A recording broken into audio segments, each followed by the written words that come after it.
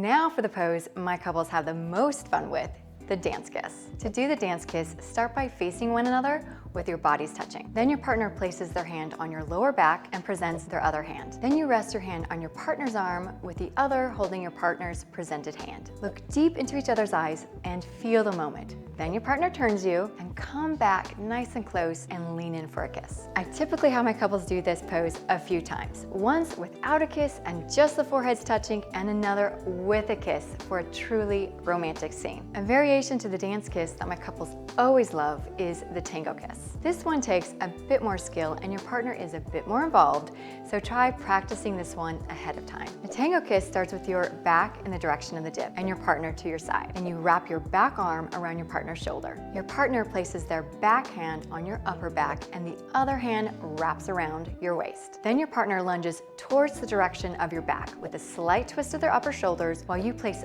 all your weight on your back leg. Then simply lean in for a kiss, either in the dip or when you come back up. Like I said, my couples always have so much fun with this pose. Try it at home with your partner and you'll see exactly what I'm talking about. While these poses are a lot of fun, there are a few things you'll want to look out for. First and foremost, support. For the tango kiss, your partner needs to ensure they're supporting you by placing their weight on their bending leg and have a strong grip on your back. Second, try not to step on the train of the dress. This can be difficult if a dress is a bit longer, so if possible, bustle it before doing this pose. Third, when doing the turn, keep the turn above the head. It doesn't look good having a wide turn. Fourth, if you or your partner are wearing a suit, make sure that the jacket is unbuttoned. This will make sure it doesn't bunch up around your chest when lifting your arms or doing dips. Fifth, for the tango kiss, don't lean at the hips. This will cause your rear to stick out and doesn't make for very flattering images. Lastly, if you're not comfortable doing the dip, that's okay. You can do a modified dip where you simply don't dip as low. This is super romantic and looks amazing.